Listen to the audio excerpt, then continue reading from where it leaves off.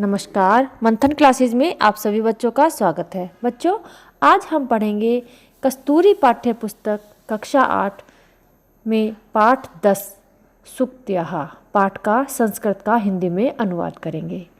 तो इसमें पहली सूक्ति है, जननी जन्मभूमिश्च स्वर्गादपि गरीयसी। जननी, जननी माने माता, चा माने और, जन्मभूमि और जन्मभूमि, माता और जन्मभूमि, स्वर्गादपि गरीयसी, स्वर्ग से भी महान है, श्रेष्ठ है। गरीयसी माने होता है श्रेष्ठ, और स्वर्गादपि, स्वर्ग को हम अलग करके पढ़ेंगे, स्वर्गाद प्लस अपि, स्वर्ग से भी श्रेष्ठ है। इसका हम भावार्थ करेंगे। संस्कृत में आपको दिया हुआ है ये भावार्थ, इसका हम हिंदी में अनुवाद करेंगे ताकि आपको अच्छे से ये सूक्ति फिर समझ आएगी। जननी जन्मभूमिः च स्वर्गात् अपि श्रेष्ठः स्तः। जननी, जननी माने माता, जन्मभूमि, जन्मभूमि चा माने और, माता और जन्मभूमि स्वर्ग से भी श्रेष्ठ है। तयो स्थानम स्वर्गादपि उच्चतरः अस्ति। तयो माने इन दोनों का, किसका? माता का और जन्मभूमि का। स्थानम माने स्थान, स्वर्गादपि स्वर्ग से भी, उच्चतर माने ऊंचा, अस्ति माने है, इन दोनों का स्थान स्वर्ग से भी ऊंचा है। यथा माता स्वशिशौ पालनम पोषणम करोति रक्षति च तथैव जन्मभूमि है अपि जनान पालयति।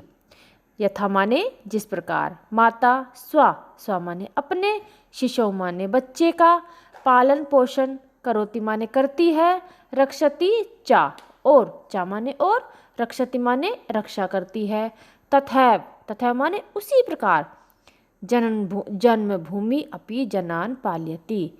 जन्मभूमि, जनान माने लोगों का, पालनम माने पालन करती है। तेभ्य आश्रयम भोजनम च प्रयच्छति। तेभ्य माने उन्हें, आश्रय माने आश्रय, भोजनम माने भोजनम, चा माने और, प्रयच्छति माने देती है, उन्हें आश्रय और भोजन प्रदान करती है। अतः जननी जन्मभूमिः च स्वर्गादपि गरीयसी। इसलिए जननी और जन्मभूमि स्वर्ग से भी श्रेष्ठ है। अब आगे की सूक्ति देखिए, बुद्धि यस्य बलम तस्य। जहाँ बुद्धि होती है वहीं बल होता है। इसका भावार्थ देखिए, बुद्धिहा एव मनुष्य से वास्तविकम बलम अस्ति। बुद्धि ही मनुष्य का वास्तविक बल है। बुद्धयः एव मनुष्यः शक्तिं प्राप्नोति।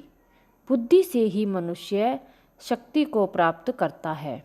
अतः, अतः माने इसलिए, या माने जो, बुद्धिमान अस्ति, जो बुद्धिमान व्यक्ति होता है, सह एव वस्तुतः शक्तियुक्त अस्ति, वह ही वास्तव में ताकतवर होता है। शक्तियुक्त माने होता है ताकतवर, और एव माने होता है ही, सह माने वह ही वास्तव में ताकतवर है। सर्वस्य लोचनम शास्त्रम। सर्वस्य माने सबका नेत्र रूप शास्त्र है। यह कहा गया है कि जिसने शास्त्र नहीं पढ़ा वह अंधे के समान है। इसका भावार्थ देखिए, शास्त्राणाम ज्ञानम एव मनुष्य से वास्तविकम नेत्रम अस्ति। शास्त्रों का ज्ञान ही मनुष्य का वास्तविक नेत्र है। ज्ञान शक्तया एव मानवस्य कार्याणि सिद्धयन्ति। ज्ञान की शक्ति से ही मनुष्य के कार्य सिद्ध होते हैं। अतः शास्त्राणाम ज्ञानम प्राप्तुम सदैव तत्पराः भवेयुः। अतः माने इसलिए, शास्त्राणाम माने शास्त्रों के, ज्ञानम माने ज्ञान को, प्राप्तुम माने प्राप्त करने के लिए, सदैव माने हमेशा, तत्पराः माने तैयार, भवेयु माने रहना चाहिए। इसलिए शास्त्रों के ज्ञान के लिए हमेशा तैयार रहना चाहिए। अब अगली सूक्ति है हमारी, शरीर माध्यम खलु धर्म साधनम। शरीर ही सभी धर्मों को पूरा करने का साधन है। इसका भावार्थ देखिए, वयम सर्वाणि कार्याणि शरीरेण एव कुर्मः। वयम माने हम सब, सर्वाणि माने सभी, कार्याणि माने कार्य, शरीर से ही करते हैं। शरीरम एव अस्माकं सर्वेषां एवं कर्तव्यानां साधनम अस्ति। शरीर ही हमारे सभी कार्यों का प्रमुख साधन है। धर्म पालनस्य साधनम अस्ति, धर्म पालन का साधन है। अतः शरीरेण सदा स्वस्था भवेयु, अतः माने इसलिए शरीर हमेशा स्वस्थ रहना चाहिए। अब आगे की सूक्ति देखिए। न धर्म वृद्धेषु वयः समीक्ष्यते। इसका हिंदी में अनुवाद होगा कि कम उम्र वाले व्यक्ति भी तप के कारण आदरणीय होते हैं। इसका भावार्थ देखिए। ये ज्ञानी नः सन्ति, जो ज्ञानी हैं, गुणी नः सन्ति, गुणी है, कर्तव्य पालने च सिद्धाः सन्ति, और कर्तव्य पालन में सिद्ध हैं। तेषां ज्ञानस्य गुणानां च कर्तव्य पालन सकते।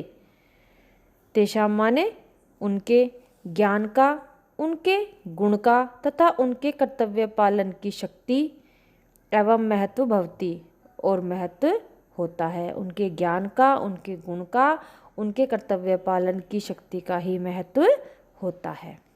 बालाः अपि भवन्ति, वे यदि बच्चे भी हैं तो ते माने तो पूजा योग्यः सम्मान योग्यः च सन्ति, वे पूजनीय और सम्मान के योग्य हैं।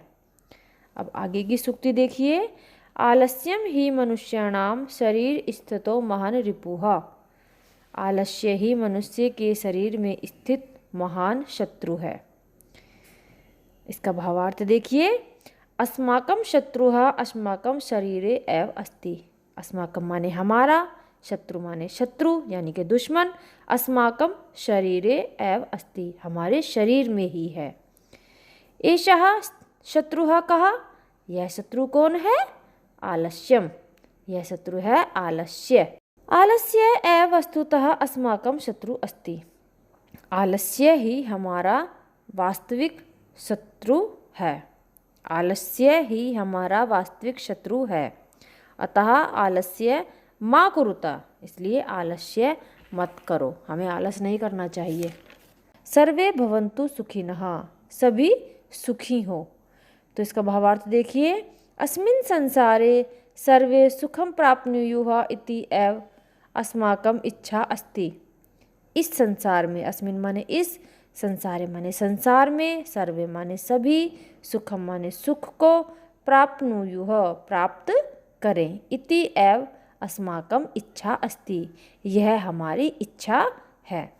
अस्मिन् संसारे कोऽपि दुखी न भवेत्, इस संसार में कोई भी दुखी ना हो। सर्वे सुखयुक्तः भवेयुः, सभी सुख युक्त हों। बस बच्चों, आज की वीडियो में इतना ही। अगली वीडियो होगी हमारी इसी पाठ का संपूर्ण अभ्यास कार्य। धन्यवाद।